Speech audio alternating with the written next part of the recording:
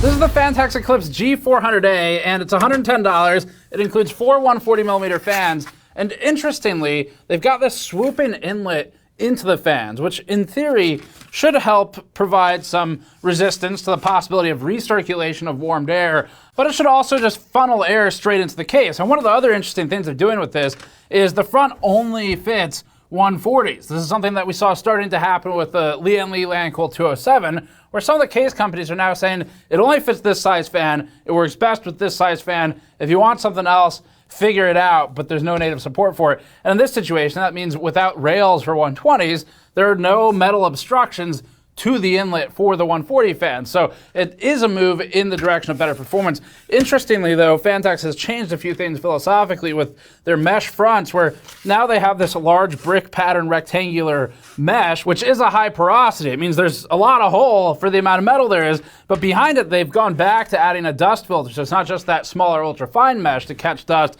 They have incorporated a dust filter, which can have some downsides, but depending on how they designed it, it could work out okay. And that's what our thermal testing will look at in today's benchmark. So this is the case we're going to be reviewing in today's video. It's a very interesting ATX case. It continues in the trend of roughly $100 cases that we've seen lately. It seems to be more or less the floor for kind of a pretty competitive performance case. And we'll see if that's the situation here as well. I was trying to avoid using the word case. Let's get into it. Before that, this video is brought to you by Arctic and the Liquid Freezer 3, which we've tested using our standard methodology and found to be one of the most noise-efficient CPU coolers on our charts. The Liquid Freezer 3 includes rise and offset mounting to improve AMD performance and uses a thicker radiator to further lower the temperatures. Arctic has priced these competitively for AIOs, and you can learn more at the link in the description below. So the G400A is performance focused. Phanteks wasn't always that way. Back when the P400 non-A existed, we reviewed it and called it what it is, which is a hot box. It has a completely solid front panel, and like all of their stuff was solid front panels, or at least most of it. They later came out with the P400A, which completely changed how their cases were made. The G400A is pretty interesting because it's got the swooped inlet, it's forcing the 140s in the front as mentioned, but then this side ventilation here, this strip, is also a move in line with what we're seeing on actually a lot of cases this year. They all must have been in the development stages at the same time, but this is just a ventilated strip. The porosity is pretty low on this. It is, in other words, a lot more metal than it is whole, but there's no filter integrated with it, and so maybe that's part of it. But this is supposed to provide some level of access to air for the potential shroud top mounted fans on top of the power supply shroud. And this is similar to what we saw happening with the Lian Li 207, which is an extremely competitive $80 case. Like, really competitive. It's tough to beat this one. But one of the things that Lian Li does that Phanteks doesn't is Lian Li shifts the power supply to the front, and that allows clear paths of intake for a back power supply shroud mounted fan to push air straight into the GPU. And so the best place that Phanteks can pull that air is here. Because otherwise there's a power supply below it, and that's also going to create some pressure issues for that fan to be as effective as possible. Either way, Phanteks has had a pretty solid history ever since it went airflow focused. We had a positive opinion on its P400A DRGB in 2019. It had a launch MSRP back then of $90 and 3 stock fans behind a simple mesh front panel. The P400A remained a strong competitor and priced its performance for years after its launch. In the time since, Phanteks has incrementally updated its Eclipse cases from P to G versions, but it's held off on the most important model for so long that some of the updated G cases are now end of life. But the G400A is here, and key competition to this case mostly includes the $80 207, but there's also the new Corsair Frame 4000D, which we have in for testing already and we've been working on. We'll cover that a little bit later though. Let's start with the build quality and some of the assembly notes. Patrick worked on this case review and he's got a lot of notes about the overall quality and ease of installation features. The G400A's front panel diverges from the formula that made its predecessors so successful. This so-called brick pattern mesh with large rectangular holes is backed by a filter. Phanteks advertises that the mesh is now 45% open surface versus 32% for what Phanteks refers to as, quote, standard mesh. We're not sure exactly what standard means. It is most definitely not an industry standard because there's porosity all the way up into the 40s for competitors too.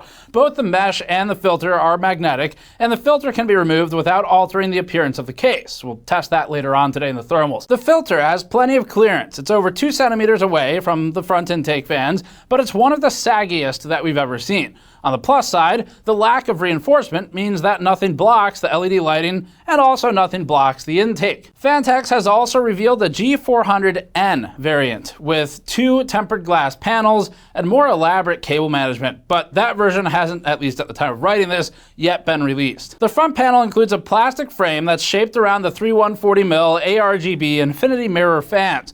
The choice to only support 140s is in contrast to the older P400A, which had more front mounting options, as well as the cheaper non-digital variant for customers who wanted to use their own fans. The uniquely shaped plastic frame might help keep air from recirculating from the front fans, but the fans are already sealed against the metal chassis, so we think it's largely for looks as well. According to Phanteks, it, quote, directs airflow and reduces turbulence, end quote.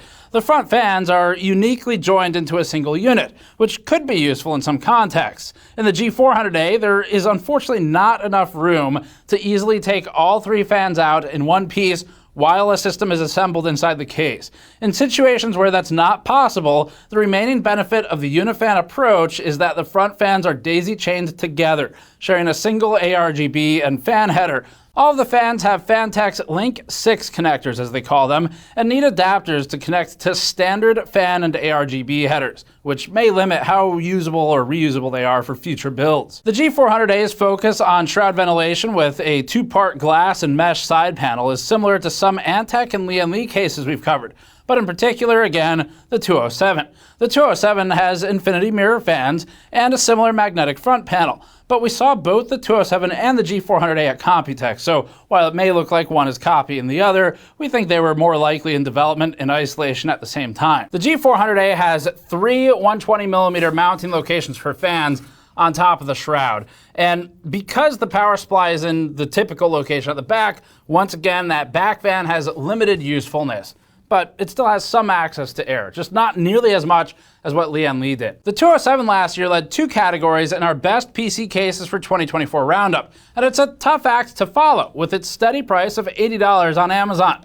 The G400A differentiates itself through its larger size and more conventional layout, which gives it an advantage over the 207 in cable management. That was our biggest complaint with the 207. We've definitely got shots of the panel bulging. And the suggested routing from Phanteks' manual worked well even with our large sleeved cables, and it was able to close the panel more readily than the 207. So that's the biggest upside. We did opt to route the GPU through the shroud, but otherwise it was nice that they had a good cable routing path in their manual. If you install fans on top of the shroud, the routing GPU cables through the shroud isn't an option, so keep that in mind. And the removable section of the top panel and roomy upper area makes working with the EPS 12-volt cables for the CPU and other connectors at the top of the motherboard pretty easy. The G400A also supports motherboards with rear mount connectors. Phanteks specifically mentions BTF and Project Zero boards as compatible. Surprisingly, the G400A doesn't end up having better radiator support in any meaningful way than the 207, despite the 207's size limitations elsewhere. The cutout at the front of the power supply shroud here, it doesn't leave enough room for a radiator with fans. And although it might technically be possible to force a 280mm radiator in, it's not officially supported. Headroom at the top of the case is excellent, with more than 7 centimeters of clearance from the top edge of the motherboard to the roof of the case, and the removable top mesh panel makes it easy to access the top for installing radiators for closed-loop liquid coolers up to 360 millimeters. The whole top of the case is also technically removable, although doing so requires removing 15 screws. Even though it's kind of a pain to remove with that many screws, we like the additional access without losing rigidity to the overall frame, and this optional feature can help with maintenance and installation. As far as radiators, we don't generally recommend trying to fit a 360 millimeter custom loop or open loop radiator into this case. With a closed loop liquid cooler, commonly referred to as an AIO, we don't think there's going to be a problem with most of those. You'll have to check the clearances. But for custom loop, one of the challenges is the fittings being potentially too close to some of the fans. So it'll take some more careful planning than typically with custom loops. If you do custom loops, you're used to extra planning.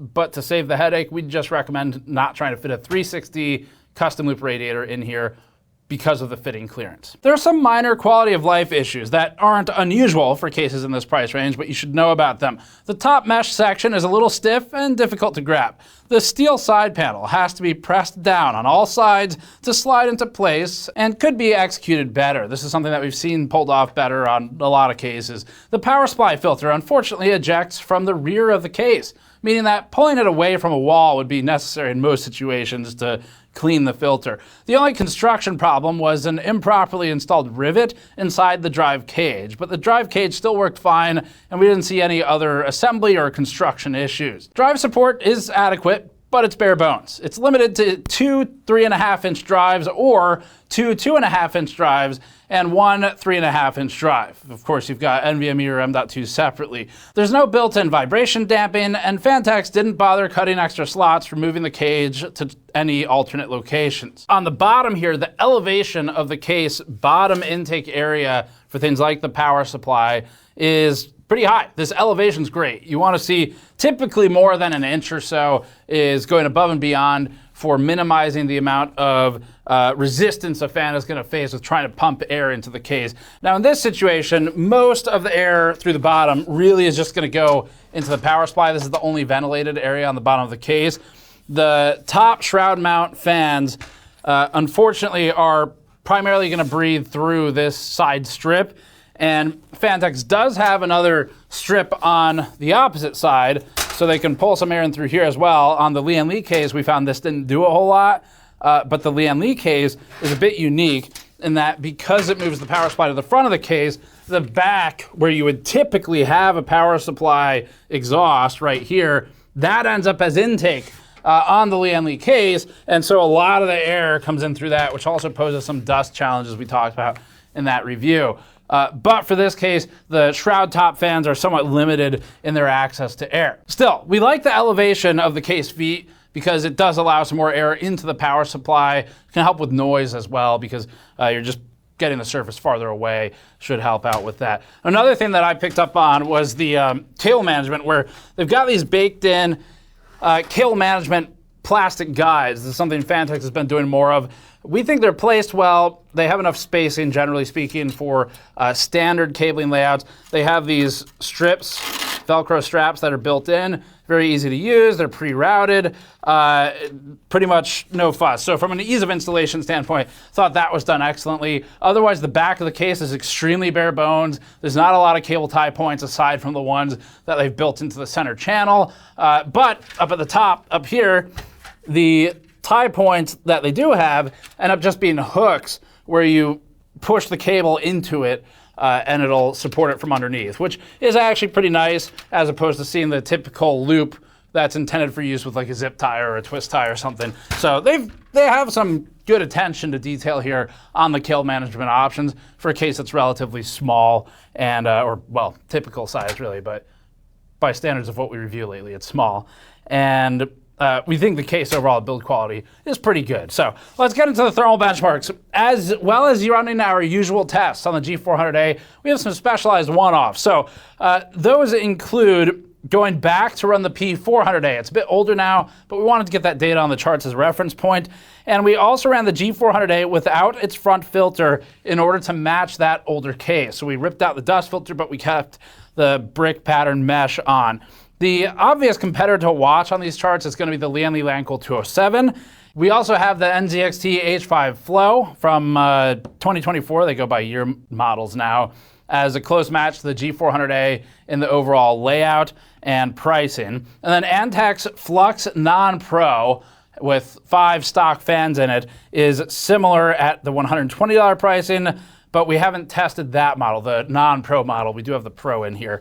We need to do the non-Pro still. Let's get into the benchmarks. The first test is for noise-normalized thermals on the GPU. With the 4 stock case fans slowed to hit our noise-normalized target of 27 dBA SPL, the G400A made a good start with an average GPU temperature of 45 degrees Celsius above ambient compared to the P400A's average of 49.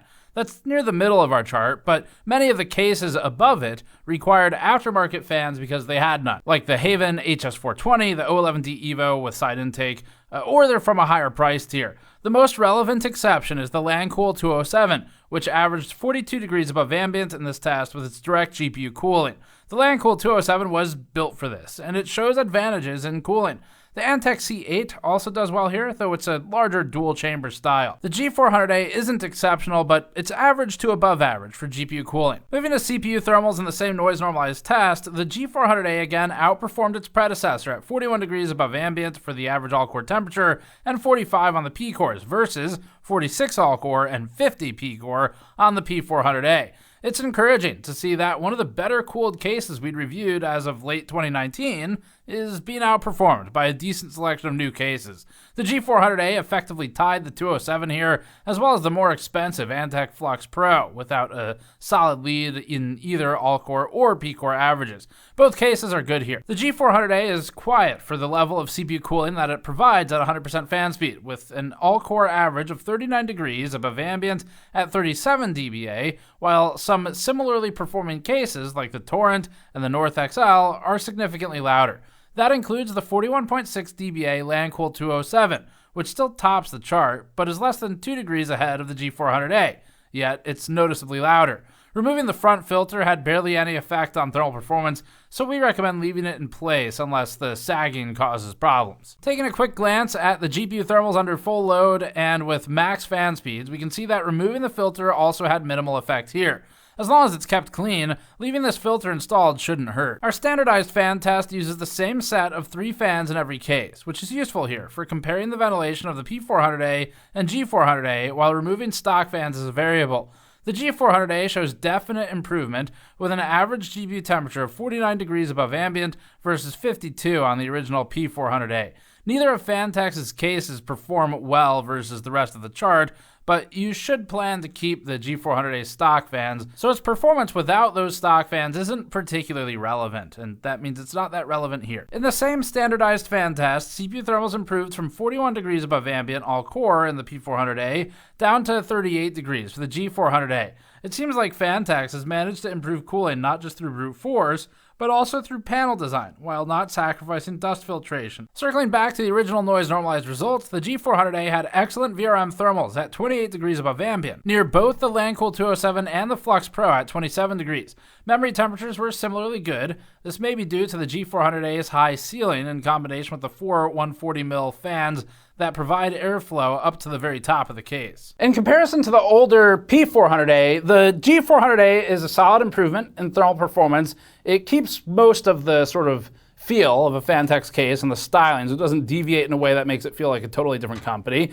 And in our original review for the P400A, we concluded that, quote, given a choice, we much prefer a single layer of perforated metal to a decorative mesh panel backed by a foam or fabric filter. That is still true and still the case today generally, but Phanteks deserves some credit here for managing to move to this larger porosity front panel, marketing names about masonry aside, while still including a dust filter that doesn't just completely ruin the performance. It's not like it hasn't been done before, and having that large gap is what really enables a lot of it, but it is done infrequently. The G400A, we think, is a good case at a good price. It's hard for anyone to compete against the Lancool 207, though. Phanteks' advantage is that the G400A is a bit larger, and therefore it fits slightly larger components. It definitely has more cable space than the 207, as an example, with cable management really being our only big complaint about the 207. It's still workable, it's just kind of a pain sometimes, and the G400A doesn't really have that same problem. Phanteks committed fully to the stock fans that it includes with the G400A, which we agree with for the most part. The biggest downside is that there's no front radiator compatibility, although it might be possible to get a 280mm radiator installed, but again, they don't officially claim to support that. So, at $110 with the 4 140 fans included, we think it's an overall competitive case. It's pretty good for ease of installation features. The removable top is really nice, if a bit of a pain in the ass to remove it, but it's optional, and it's nice to have that extra maintenance and build access. And then otherwise, once again, it's for the most part, it comes down to the 207. Now, we are reviewing the Corsair Frame series cases that have just launched, and they're pretty interesting. So it looks like it might be a good move for Corsair. Not ready to write the review yet, but that'll be another one to pay attention to. Overall, though, if you like the G400A and you already kind of wanted to buy it, you just needed a review to look for any problems, then we'd say go for it. Just keep in mind some of the size limitations. It is a little bit smaller for a tower for an ATX case, but once you've cleared that hurdle, if it's in the budget and you like it more than the 207, then we think the G400A is well executed by Phanteks, and it's good to see them kind of back in a big way for this P400A type of buyer from the past. So price has gone up a little bit, but it's also several years later. So that's it for this one. Thanks for watching. Really fun review, very straightforward case, and that's a good thing sometimes. So check back for more. You can go to the website, gamersnexus.net, if you want to find the written versions of these reviews. We publish them on a little bit of a delay from the video, but they land there, and there's no third-party ads at all, so it's quick to load and not obnoxious. So hopefully, anyway, you think that. But that's available on the site if you want a long-term reference. Otherwise, go to store.gamersnexus.net to help support our testing efforts directly and our maintenance of the website. Or you can go to patreon.com/gamersnexus to help fund us directly by throwing a few bucks our way every month. And thanks for watching. Subscribe for more. We'll see you all next time.